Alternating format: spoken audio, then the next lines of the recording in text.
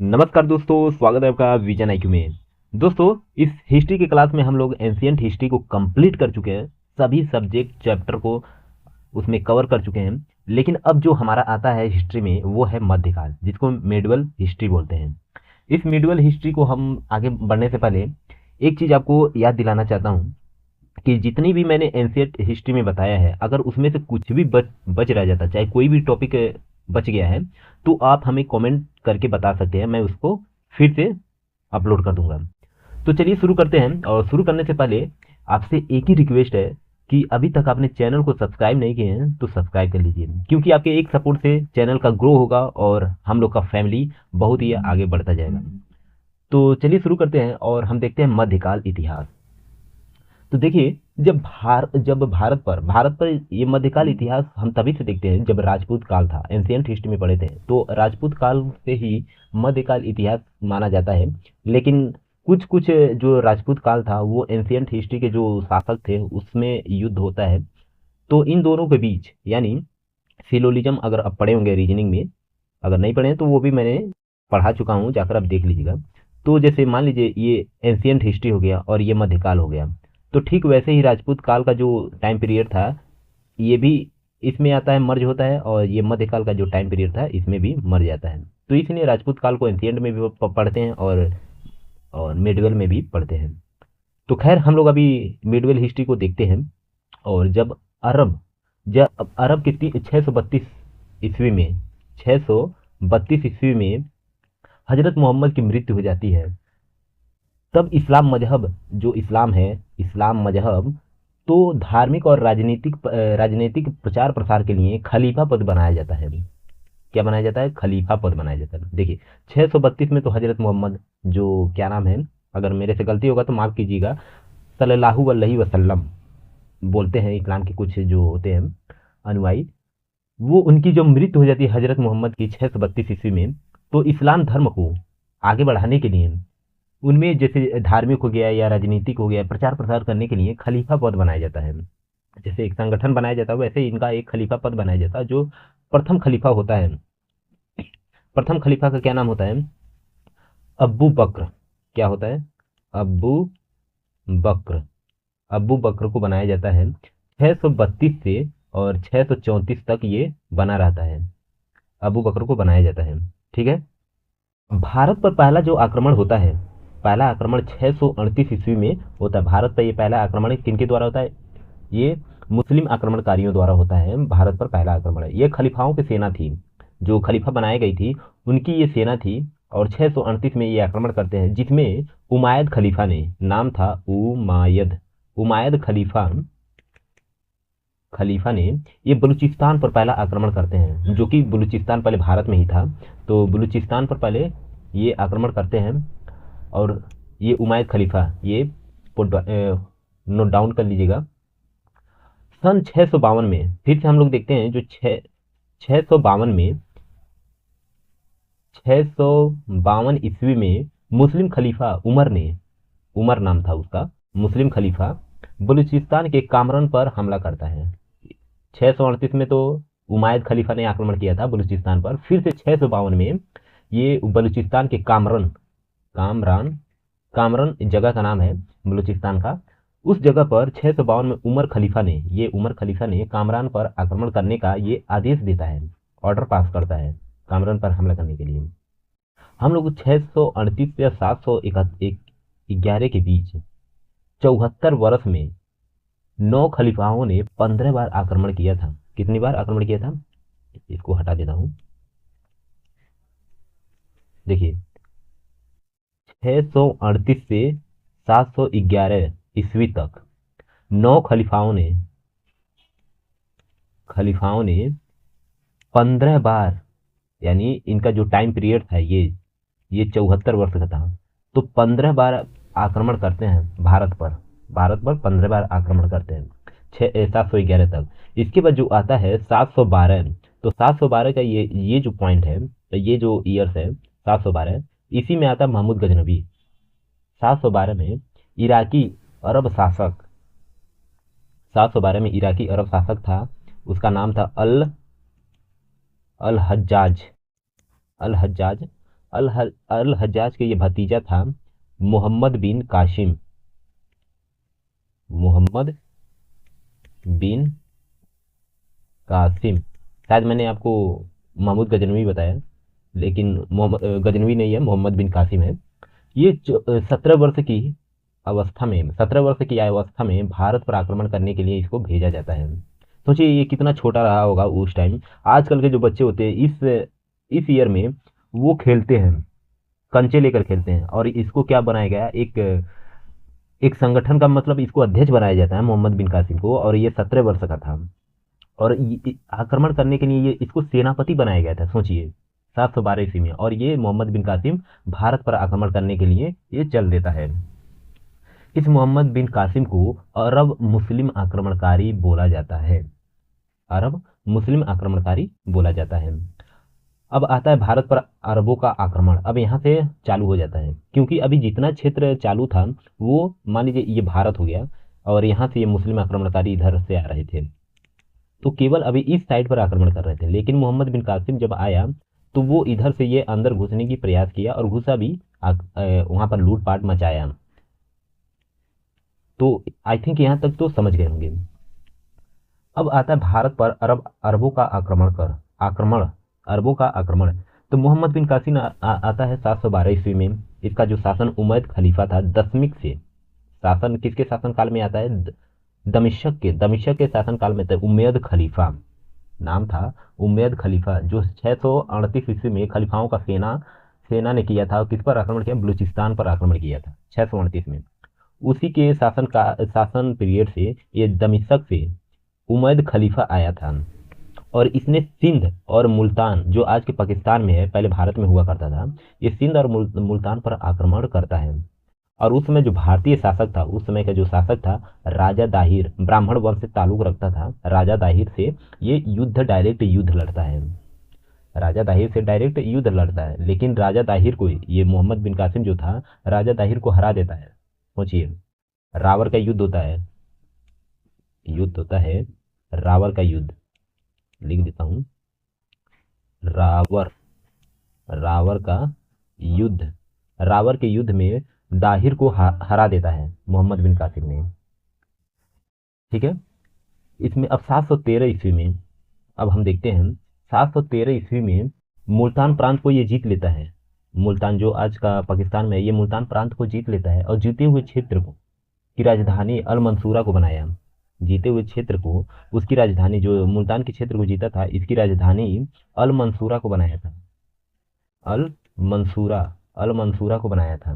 मोहम्मद बिन कासिम ने भारत में जजिया कर लगाया। जजिया कर लगाया, ये सबको पता होनी चाहिए। मोहम्मद बिन कासिम ने जो जजिया कर लगाया था, उसमें हिंदू और बौद्ध लोगों पर लगाया था, हिंदू और बौद्ध लोगों पर लगाया था।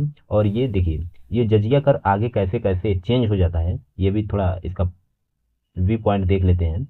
जैसे जब हम लोग पढ़ेंगे फिरोज शाह तुगलक, तो वो जजिया कर लगाया था, फिरोज शाह तुगलक भी जजिया कर लगाया था, लेकिन ये केवल ब्राह्मणों पर लगाया था फिरोज शाह तुगलक ने। मतलब सब पर तो लगाया था, लेकिन ये ब्राह्मणों पर भी लगाया था फिरोज शाह तुगलक ने। अकबर 1564 में इसको समाप्त कर दिया, जजिया कर को समाप्त कर दिया। फिर से औरंगजेब आता है 1679 में, ये जजिया कर लगाता है। 1679 में इसने जजिया कर लगाया। मोहम्मद शाह आता है, जिसको रंगीला बादशाह भी बोलते हैं, और ये पूरी तरह से जजिया कर को समाप्त कर देता है, पूरी तरह से जजिया कर समाप्त कर देता है। लेकिन एक चीज़ और ध्यान दीजिएगा, जो मोहम्मद बिन कासिम था, इसने जजिया कर तो लगाया, लेकिन किनके किनके ऊपर लगाया था जजिया कर। जजिया कर जो होता है, एक गैर मुसलमानों के लिए होता है, वो टैक्स होता है। और ये टैक्स ये कहता है कि अगर आप गैर मुसलमान है, यानी आप मुसलमान नहीं है, तो ये आपको सिक्योरिटी के लिए टैक्स देना पड़ेगा। तो इस टाइप की इसको जजिया कर बोलते हैं। और ये जजिया जो कर था, मोहम्मद बिन कासिम ने जब सबसे पहले जजिया कर लगाया था, तो 5 लोगों के लिए छूट रखा था इसमें। किसके लिए, 5 लोगों के लिए छूट रखा था। वो 5 लोग कौन कौन से थे, वो था बच्चा हो गया, बूढ़ा हो गया, बच्चा बूढ़ा और ब्राह्मण, इसमें ब्राह्मण भी था, बच्चा बूढ़ा ब्राह्मण, और विकलांग हो गया, विकलांग हो गया, औरत हो गया, औरत हो गया। तो इन पर ये जजिया कर हटा दिया था। बाकी सब पर ये जजिया कर लगता था। और मैंने आपको बताया कि फिरोज शाह तुगलक ने ब्राह्मणों पर भी जजिया कर लगाया। फिर से अकबर उसको समाप्त कर देता है, औरंगजेब भी लगाता है जजिया कर। अब इसमें आता है मोहम्मद बिन कासिम का केवल उद्देश्य जजिया कर लगाना ही नहीं था। उसका ये सबसे बड़ा उद्देश्य ये था कि भारत से धन को लूटना होता है, और जो इस्लाम का है वो प्रचार प्रसार करना होता है। तो इस्लाम का तो प्रचार प्रसार करना इसको अच्छी तरह आता था, क्योंकि इसको वैसे ही ट्रेनिंग देकर सिखाया गया था और भेजा गया था। लेकिन इसको ये भी बोला गया था कि भारत में बहुत सारा धन है, क्योंकि ये तो अरब के भिखारी थे, इन लोगों के पास कुछ नहीं था, बाकी रेगिस्तान ऐसे ही ऊँट ही चराते थे उधर। पीने के लिए पानी नहीं था, अच्छा घर बनाने के लिए कुछ इनके पास आर्किटेक्ट नहीं था, आर्किटेक्चर इसके कला नहीं थी, कुछ नहीं था। ये बस ये तलवार के दम पर लड़ाई करना जानते थे और कुछ नहीं। इनको बस ऐसे ऐसे भनक लग गई थी कि भारत एक ऐसा देश है जहाँ पर समृद्ध है, विशाल भंडार है खजानों का, तो वहाँ पर चलो और धर्म के नाम पर लड़ाई करो। धर्म में ये सिखाता है, मजहब ये सिखाता है कि आपस में लड़ो और उनसे धन लूटो और लूट कर आओ। तो ये सब इनको ये मतलब अच्छी तरह ट्रेनिंग देकर सिखाया गया था।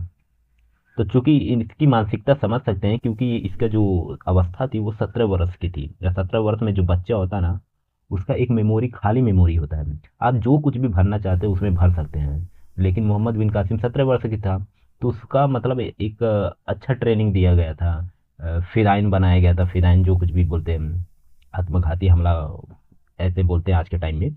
लेकिन ये जो इस्लाम धर्म ऐसा होता है, एक सच्चा भर दिया जाता है। तो इसका उद्देश्य तो ये केवल था इस्लाम धर्म का प्रचार प्रसार करना, भारत से धन लूटना। मोहम्मद बिन कासिम ने पहली बार खजूर की खेती की थी, खजूर की खेती की थी मोहम्मद बिन कासिम ने। और ऊंट पालना, ये ऊंट पालना हो गया, और दिनार नामक दिरहम सॉरी दिरहम दिरहम नामक सिक्का चलवाया था, दिरहम नामक सिक्का चलवाया था। ये पॉइंट में लिख लीजिएगा, दिरहम नामक सिक्का चलवाया था। इसने जीते हुए क्षेत्र को इसने जीते हुए क्षेत्र को अपने सेनापति को सौंप कर इराक चला गया था। जो क्षेत्र जीता हुआ था, कहाँ कहाँ का क्षेत्र जीता हुआ था, रावरकेद में सिंध, सिंध बलूचिस्तान, ये सभी क्षेत्र को इसने जीत लिया था। तो वो जो क्षेत्र जीत लिया था, वो अपने सेनापति सेनापति को सौंप देता है। किसको सौंप देता है? सेनापति को सौंप कर इराक चला जाता है। फिर से इराक चला जाता है, और उसकी इराक में ही 18 जुलाई 715 ईस्वी में इसकी मृत्यु हो जाती है। तो 18 जुलाई 715 ईस्वी में इसकी मृत्यु हो जाती है। अब आता है भारत पर तुर्क का पहला आक्रमण। ये तुर्की आक्रमण थे, ये तो अरब आक्रमण था मोहम्मद बिन कासिम। अब आता है भारत पर तुर्क आक्रमणकारी।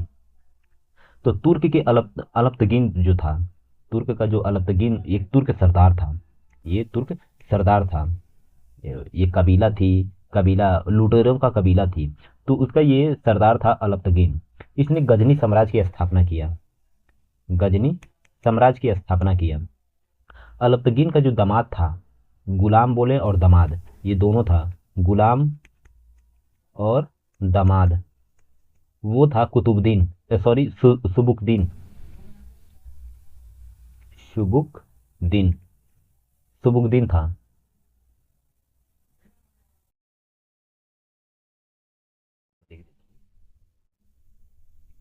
सुबुक सुबुक्तगिन सुबुकदीन सुबुक्तगिन था। ये जो अलप्तगिन था, इसका गुलाम था सुबुक्तगिन, और इसको अपना दामाद भी बनाया हुआ था।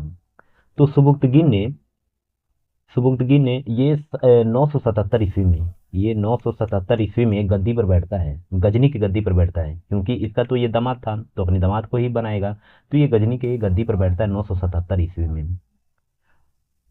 ठीक है, 977 ईस्वी में बैठता है। लेकिन वह हम लोग थोड़ा विस्तार से थोड़ा इसको सुबुक्तगिन के बारे में थोड़ा देख लेते हैं, सुबुक्तगिन क्या क्या करता है। देखिए, सुबुक्तगिन भारत पर आक्रमण करने वाला ये पहला तुर्क आक्रमणकारी था, क्योंकि जो अलप्तगिन था वो अपने दामाद को यानी गुलाम को भेजा था भारत पर आक्रमण करने के लिए, सुबुक्तगिन को ही भेजा था। ये सुबुक्तगिन तुर्क सरदार अलप्तगिन का तो ये दामाद था। इसने 977 ईस्वी में, जैसा कि मैंने बताया कि ये गजनी की गद्दी पर बैठता है, और इसका जो पुत्र होता है महमूद गजनवी, इसका पुत्र पुत्र कौन होता है?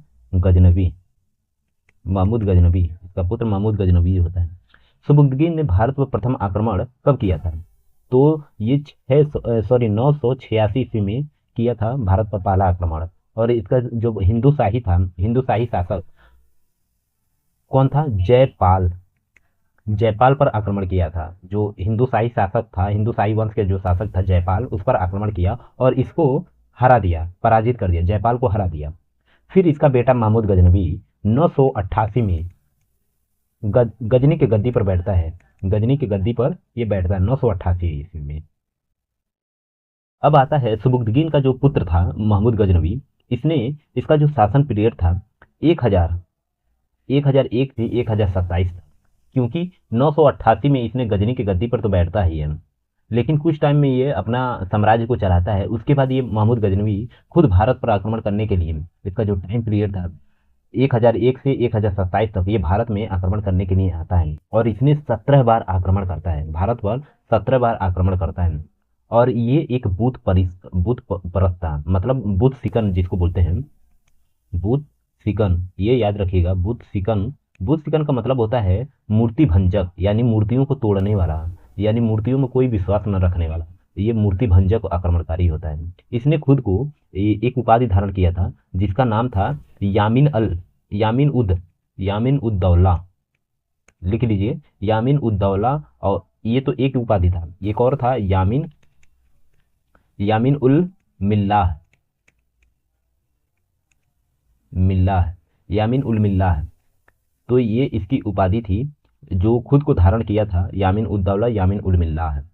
गजनवी के साथ भारत में फिरदौसी नाम का एक फिरदौसी, अलबरूनी, उतबी जैसे इतिहासकार भारत में आए थे। ये इसके साथ एक कह सकते हैं कि अपना खुद का इतिहासकार लेकर चल रहा था कि मैं जो भी कारनामा कर रहा हूँ तुम उसको इतिहास में लिखते जाना, मेरा बहुत ही प्रशंसा होगा आगे चलकर, मतलब इन सब की सोच ऐसे ही थी। तो ये इतिहासकार कौन कौन से था? गजनवी के साथ भारत में इतिहासकार जो आया था वो था फिरदौसी, अलबरूनी, ये लिख लीजिएगा अपने नोट्स में, अलबरूनी, ये बहुत इंपॉर्टेंट है क्योंकि ये ऑप्शनल में ये अधिकतर ये पूछा जाता है।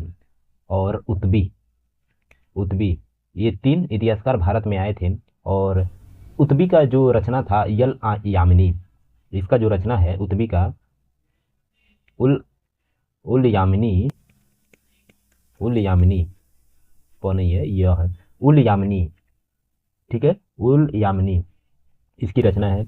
और फिरदौसी की रचना है शाहनामा, इसका है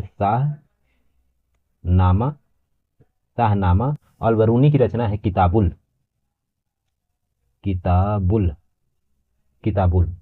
तो फिरदौसी की रचना है शाहनामा, अलबरूनी का है किताबुल और उतबी का है उल यामिनी। तो ये तीनों का लिख लीजिएगा क्योंकि ये बहुत पूछा जाता है। अब आता है कि गजनवी इसके बाद 1030 में 1027 तक तो आक्रमण करता है भारत में, 17 बार आक्रमण करता है, लेकिन 1030 में इसकी मृत्यु हो जाती है, 1030 में इसकी मृत्यु हो जाती है गजनवी की। और इसका जो आक्रमण है ये हम लोग देखते हैं कि कितनी बार आक्रमण किया था और कहाँ कहाँ पर आक्रमण किया था, ये हम लोग थोड़ा विस्तार से देख लेते हैं। 1001 से 1001 तक इसने प्रथम आक्रमण हिंदू शाही राजा जयपाल पर किया था। फिर से 1005 में इसने मुल्तान के जो शासक था अब्दुल फतेह दाऊद, उसको हराया था, अब्दुल फतेह दाऊद को हराया था। फिर से 1008 में इसने जयपाल के जो पुत्र था आनंद पाल को हराया था। अब आता है 1018 से 1019 के बीच में कन्नौज के जो शासक था राज्यपाल, कन्नौज के शासक राज्यपाल को हराता है, जिससे राज्यपाल डर कर तो भाग गया। और चंदेल का जो शासक था विद्याधर ने क्या किया, राज्यपाल पर ही आक्रमण बोल देता है और राज्यपाल को मार देता है, क्योंकि राज्यपाल ने डर कर भाग गया था महमूद गजनवी से। तो इसने विद्याधर ने राज्यपाल को मार देता है। और फिर से 1025 से 1026 तक जो आक्रमण होता है, युद्ध होता है, वो महमूद गजनवी और विद्याधर के बीच में होता है। तो विद्याधर और महमूद गजनवी के बीच में होता है। और देखिए विद्याधर हारता नहीं है, इसके बीच गजनवी और विद्याधर के बीच संधि हो जाती है। तो ये बोल सकते हैं कि विद्याधर जो था वे एक मजबूत शासक था। इसने इसके साथ संधि हो जाती है, गजनवी और विद्याधर के बीच संधि हो जाती है। और ये किसको मारा था विद्याधर ने? राज्यपाल को मारा था, क्योंकि वो डर कर गजनवी से डर कर भाग गया था। अब 1025 से हम लोग देखते हैं, 1025 से 1026 तक, 1000 शायद मैंने आपको 1025 से 1026 मैंने बताया, वो जो विद्याधर का वो 1025 नहीं, सॉरी 1022 था। 1022 से 21 से 1022 तक वो विद्याधर से लड़ता है। लेकिन 1025 आता है, 1025 और 1026 के बीच में गुजरात के सौराष्ट्र तट पर सोमनाथ मंदिर है। उस मंदिर पर गजनवी ने आक्रमण करता है, सोमनाथ मंदिर पर। और सोलंकी वंश जब चल रहा था गुजरात में, सोलंकी वंश के जो शासक था भीम प्रथम ने प्रथम को हरा दिया। ये जो महमूद गजनवी ने भीम प्रथम को हरा देता है। जब ये मंदिर से धन लूटकर गजनवी सोमनाथ मंदिर से ये धन लूटकर जब जा रहा था, तो बीच में जाटों द्वारा आक्रमण हुआ। जाटों द्वारा आक्रमण हो, ये जो जाट थे इस धन को लूट लेते हैं, पुनः इस धन को लूट लेते हैं।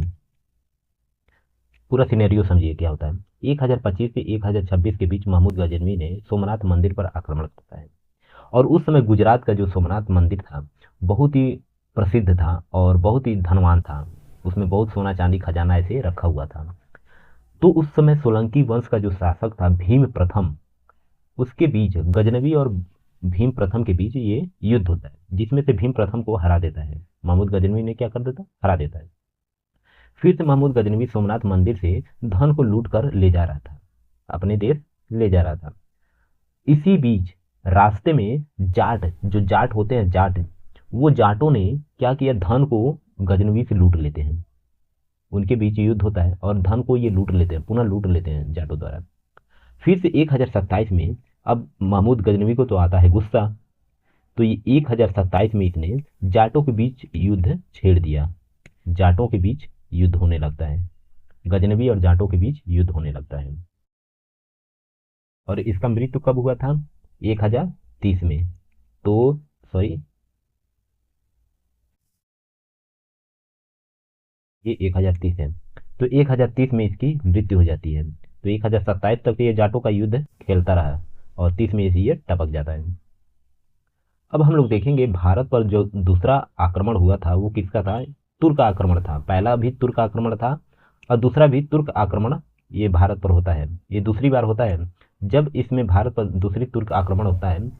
तो यह आक्रमणकारी तुर्क के एक जनजात अफगानिस्तान के क्षेत्र के रहने वाले थे। जनजाति होते हैं, जनजाति अफगानिस्तान के क्षेत्र में रहते थे, जिसमें से आता मोहम्मद गौरी। मोहम्मद गौरी का मूल नाम यानी असली नाम था मोइनुद्दीन बिन शाम, जिसको सियाबुद्दीन बोलते हैं। लिख लीजिएगा, मोइनुद्दीन, नाम तो ऐसा है कि जीभ टूट जा रहा है। मोहम्मद बिन शाम, जिसको सियाबुद्दीन। अगर ये आधार कार्ड बनवाता तो आधार कार्ड पर इसका पूरा नाम ही आ जाता, नंबर का पता नहीं। तो ये मोहम्मद गौरी का जो पूरा नाम था मोइनुद्दीन मोहम्मद बिन शाम, जिसको बोलते हैं सियाबुद्दीन, इसका असली नाम था, जिसको शॉर्ट में मोहम्मद गौरी भी, इसका मोहम्मद गौरी भी नाम था, लेकिन इसका असली नाम, मूल नाम यानी बोल सकते हैं बचपन का नाम था ये। इसने 1175 में 1175 में मुल्तान पर आक्रमण करता है, और 1178 में इसका जो शासन पीरियड होता है 1191 से 1206 तक। तो इसी बीच 1175 में मुल्तान पर आक्रमण करता है और 1178 में ये राजस्थान पर भी आक्रमण करता है। ठीक है, राजस्थान पर भी आक्रमण किया, लेकिन वहां पर चालुक्य वंश का शासक था, चालुक्य वंश था, जिसको सोलंकी वंश भीम द्वितीय ने, वहां पर भीम द्वितीय चलता था। प्रथम कहाँ पर था? गुजरात में था। यहाँ पर चालुक्य यानी सोलंकी वंश का जो शासक था भीम द्वितीय ने इसको पराजित कर दिया। ये पहला तुर्क आक्रमणकारी ऐसा था मोहम्मद गौरी कि पहली बार हार जाता है। ये सब पहली बार हारने की मतलब ये नहीं कि पहला ऐसा तुर्क आक्रमणकारी था कि जो हार जाता है, किससे? भारतीय शासक थे। भारतीय शासक कौन था? भीम द्वितीय ने इसको हरा देता है। भीम द्वितीय ने इसको हरा देता है, हरा देता है। और 1181 में इसने लाहौर को जीत लेता है। ये मोहम्मद गौरी ने लाहौर को जीत लेता है 1181 में, और इसकी राजधानी मतलब लाहौर को अपना राजधानी बनाता है। इसने जब पंजाब भटिंडा पर अधिकार किया तो पृथ्वीराज चौहान का समय चल रहा था।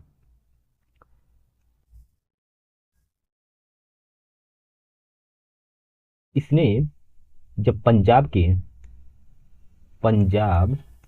पंजाब के भटिंडा पर आक्रमण किया, यानी अपना अधिकार जमाया, तो पृथ्वीराज चौहान तृतीय से विवाद हो गया। पृथ्वीराज चौहान तृतीय से विवाद हो गया। पृथ्वीराज चौहान तृतीय से क्या हो गया? विवाद हो गया। थोड़ा पृथ्वीराज चौहान को समझ लेते हैं और उसके बाद मोहम्मद गौरी पर आते हैं। देखिए, ये है पृथ्वीराज चौहान, ये है जयचंद, और ये है संयोगिता, और ये है मोहम्मद गौरी। इन चारों का कनेक्शन हम लोग थोड़ा समझ लेते हैं, क्या क्या कनेक्शन होता है। देखिए, ये जो पृथ्वीराज चौहान है, इन्होंने विवाह किया संयोगिता से। क्योंकि संयोगिता के जो पिता होते हैं ये जयचंद, ये मानते नहीं हैं। ये बोलते हैं कि पृथ्वीराज चौहान से तुम्हारा शादी नहीं होगा। और संयोगिता किसके प्यार में पड़ी थी? पृथ्वीराज चौहान के। ठीक है, तो क्या करते हैं, स्वयंवर रचाता है। इस पर मूवी भी बन चुका है, अगर देखना चाहते हैं तो जाकर देख सकते हैं। एक स्वयंवर रचाता है। उस स्वयंवर में पृथ्वीराज चौहान ने जाकर संयोगिता को उठा लेते हैं, उनको उठाकर लेकर चले जाते हैं और उनसे विवाह कर लेते हैं। और ये जो पुत्री है जयचंद की, जयचंद को आता है गुस्सा। जयचंद उस गुस्से में किसके दुश्मन के पास जाता है? पृथ्वीराज चौहान का जो दुश्मन होता है मोहम्मद गौरी, ये मोहम्मद गौरी, जयचंद जाता है इसके पास, मोहम्मद गौरी के पास। कब जाता है? 1192 में मदद मांगने जाता है। और मोहम्मद गौरी क्या करता है? युद्ध छेड़ देता है 1192 में। ठीक है, युद्ध छेड़ देता है। पहली बार तो लड़ाई हो चुकी होती है मोहम्मद गौरी की, लेकिन ये दूसरी लड़ाई होती है 1192 में, युद्ध छेड़ देता है। तो पहली लड़ाई 1991 में हुई थी, फर्स्ट तराइन का युद्ध जिसको हम बोलते हैं। जयचंद जाता है, मदद मांगता है 1192 में, मोहम्मद गौरी इसको 1192 में फिर से तराइन का युद्ध दूसरा, उसमें पृथ्वीराज चौहान से लड़ाई करता है, और इसमें जीत जो होती है गौरी की होती है। लेकिन पहला जीत कहाँ पर हुई थी ये भी तो देख लेते हैं ना। देखिए, पहला लड़ाई हुआ था तराइन का 1191 में, ये लिख लीजिएगा, 1191 में पृथ्वीराज चौहान के बीच वर्सेस और गौरी के बीच हुआ था, जिसमें पृथ्वीराज चौहान की जीत होती है। पृथ्वीराज चौहान की क्या होती है? जीत होती है। अब जैसे ही पृथ्वीराज चौहान ने संयोगिता से विवाह कर लेते हैं, तो जयचंद ने 1192 में मदद मांगने के लिए मोहम्मद गौरी के पास जाता है। मोहम्मद गौरी के पास जाता है और फिर से मोहम्मद गौरी के बीच फर्स्ट तराइन का, यानी सेकेंड तराइन का युद्ध इसको बोलते हैं तराइन। पहला हुआ था 1191 में, ये दूसरा होता सेकेंड तराइन का युद्ध गौरी वर्सेस पृथ्वी चौहान के बीच में हुआ था, जिसमें गौरी की जीत होती है। इस दूसरे युद्ध में गौरी की जीत होती है। इस जीत होने के बाद अब आता है चंदावर का युद्ध। अब ये बहुत इंटरेस्टिंग है। मोहम्मद गौरी तो जीत लेता है, पृथ्वीराज चौहान को हरा देता है। चूंकि ये ठहरा इस्लामिक आक्रमणकारी है, तो भाई भला उसको कैसे, जयचंद को क्यों छोड़ेगा? ये समझ रहा था कि जब जयचंद अपने का नहीं हो सका, अपनों का नहीं हो सका, मतलब जिस देश में रहता है उस देश के साथ अपने हिंदू भाइयों का नहीं हो सकता है, तो ये मेरा क्यों क्यों होगा? तो इसने क्या किया, 1194 में जयचंद पर आक्रमण बोल देता है। 1194 में जयचंद पर आक्रमण बोल देता है। जयचंद वर्सेस गौरी के बीच ये युद्ध होता है, जो चंदावर की युद्ध बोलते हैं। चंदावर की युद्ध बोलते हैं। 1194 में जयचंद और गौरी के बीच युद्ध होता है, जिसमें गौरी की जीत होती है। तो हमेशा से आपने सुना होगा कि वो होता है ना, एक मूवी है अपनों ने लूटा गैरों में कहाँ दम था, मेरी किश्ती वही डूबी जहाँ पानी कम था। तो वैसा ही ये जयचंद ने किया था। तो जयचंद अपनों का तो नहीं हो सका, इसको गौरी को भली बात समझ आ चुका था, इसलिए गौरी ने जयचंद को ही भी टपका दिया। अब आगे हम लोग देखते हैं कि 1192 में ईस्वी में मोहम्मद गौरी ने पृथ्वीराज चौहान को हराकर अफगानिस्तान लेकर गया। ऐसे कुछ लोगों का मानना, इतिहासकारों का मानना है कि 1192 में जब तराइन का सेकेंड युद्ध हुआ था, तो पृथ्वीराज चौहान को ये अफगानिस्तान लेकर जाता है। अफगानिस्तान लेकर जाता है गौरी ने। पृथ्वीराज चौहान का जो मित्र सेनापति जो है चंद्रबरदाई, चंद्रबरदाई चंद्रबरदाई ये पृथ्वीराज चौहान को छुड़ाने के लिए, इनको छुड़ाने के लिए ये भी अफगानिस्तान चले जाते हैं। कई इतिहासकार का मानना है कि पृथ्वीराज चौहान ने खेल खेल में शब्द भेदी बाण से, कई इतिहासकार ऐसे मानते हैं। और एक मूवी भी आया था, वो अक्षय कुमार के शायद मूवी था वो, जिसमें पृथ्वीराज चौहान, मूवी का ही नाम था पृथ्वीराज चौहान। अगर वो देखेंगे तो आप ये इस स्टोरी को आप समझ जाएंगे। तो जो चंद्रबरदाई होते हैं ये भी अफगानिस्तान चले जाते हैं पृथ्वीराज चौहान को छुड़ाने के लिए। लेकिन कई हिस्टोरियन इसको मानते हैं कि पृथ्वीराज चौहान ने तो एक शब्द भेदी बाढ़, ये शब्द भेदी बाढ़ चलाना जानते थे।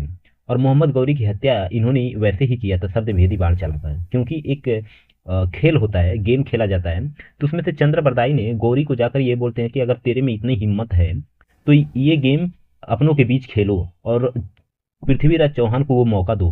क्योंकि पृथ्वीराज चौहान की जो आंखें होती है, दोनों आंखें, ये मोहम्मद गौरी ने निकलवा लिया था, तो जिससे वो तो अंधे हो गए थे। तो ये बात चंद्रबरदाई को पता था कि पृथ्वीराज चौहान शब्द भेदी बाण चलाना जानते हैं।